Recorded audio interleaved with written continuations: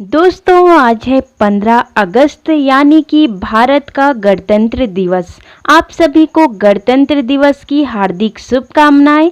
आज गणतंत्र दिवस के इस मौके पे हम राष्ट्रीय ध्वज यानी कि हमारे तिरंगे झंडे के बारे में यहाँ जानकारी प्राप्त करेंगे और इसके बारे में जो रोचक तथ्य है उसे भी जानेंगे। यहाँ पे जो हमारा राष्ट्रीय ध्वज है उसमें 3 रंग की 36 पट्टियां पाई जाती हैं और बीच में नीले रंग के एक चक्र यहाँ पाया जाता है।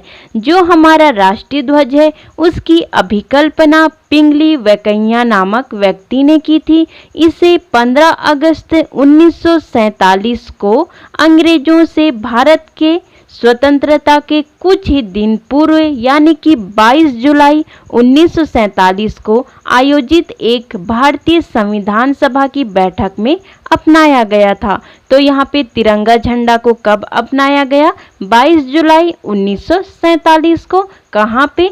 भारतीय संविधान सभा की बैठक में। इसकी यदि हम यहाँ देखते हैं तो इसमें 3 36 पट्टियां पाई जाती हैं, जिसमें सबसे ऊपर केसरिया रंग पाया जाता है। केसरिया रंग की जो पट्टी होती है वो देश की ताकत और साहस को दर्शाती है। बीच में श्वेत पट्टी धर्म चक्र के साथ शांति और सत्य का संकेत देता है और यहाँ नीचे जो गहरे हरे रंग की पट्टी होती है वो देश के शुभ विकास और उर्वरता को दर्शाती है। ध्वज की लंबाई एवं चौड़ाई का जो अनुपात है वो 3:2 है।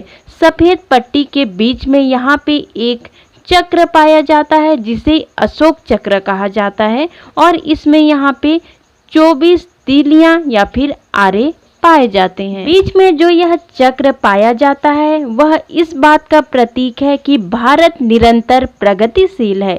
इस चक्र का व्यास यदि हम देखें तो लगभग सफेद पट्टी की चौड़ाई के बराबर होता है और इसका जो रूप है वह सारनाथ में स्थित अशोक स्तंभ के शेर के शीर्ष फलक के चक्र में जो दिखाई देने वाला होता है उससे लिया गया है। मतलब उसी तरह से यहाँ होता है। भारतीय राष्ट्र ध्वज अपने आप में ही भारत की एकता, शांति, समृद्धि और विकास को दर्शाता हुआ दिखाई देता है। यदि हम देखते हैं इसका जो सामान्य से परिचय देख लेते हैं। गांधी जी ने सबसे पहले 1921 में कांग्रेस के अपने झंडे की बात की थी। इस झंडे को पिंगली वेंकैया ने डिजाइन किया था। इसमें 2 रंग थे, लाल रंग और हरा रंग। लाल रंग हिंदुओं के लिए था और हरा रंग मुसलमानों के लिए या फिर मुस्लिमों के लिए। बीच में एक चक्र था। बाद में इसमें अन्य धर्मों के लिए सफेद रंग जोड़ा गया था। स्वतंत्रता प्राप्ति से कुछ दिन पहले संविधान सभा में जो मैंने अभी पहले बताया राष्ट्रध्वज को यहाँ संशोधित किया गया। इसमें चरखे की जगह अशोक चक्र ने ले ली। अशोक चक्र जो हमारा बीच में चक्र पाया जाता है उसे भारत के संविधान निर्माता डॉक्टर बाबा साहेब भीमराव अंबेडकर ने लगवाया। इस नए झंडे की देश के दूसरे राष्ट्रपति सर्वपल्ली राधाकृष्णन ने फिर से व्याख्या की है।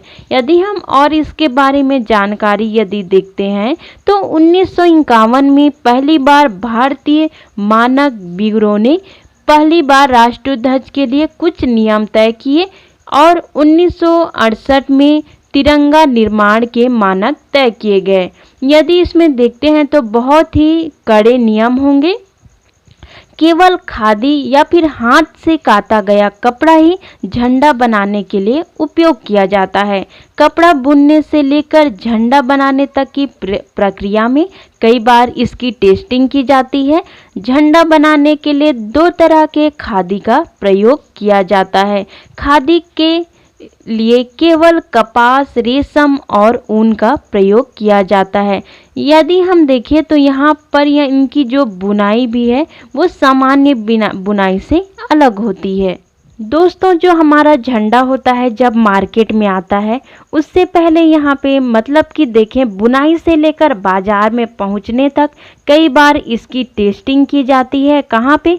भारतीय मानक ब्यूरो के प्रयोगशाला में। बुनाई के बाद सामग्री को परीक्षण के लिए यहाँ भेजा जाता है। इसे कड़े गुणवत्ता परीक्षण के बाद उस पे वहाँ पे वापस इसे कारखाना भेज दिया जाता है। इसके बाद उसे 3 रंगों में रंगा जाता है। केंद्र में अशोक चक्र को गाढ़ा जाता है। उसके बाद इसे फिर परीक्षण के लिए भेजा जाता है। BIS मतलब कि यहाँ पे हमारा होगा भारतीय मानक ब्यूरो झंडे की जांच करता है। इसके बाद ही इसे फहराया जाता है। अभी तो वैसे प्लास्टिक के झंडे और कई दूसरे जो चीज़ों हैं उसके भी झंडे बना दिया गया है, लेकिन जो हमारा असली झंडा होता है वह झंडा यहाँ पे इस तरह से बनाया जाता है।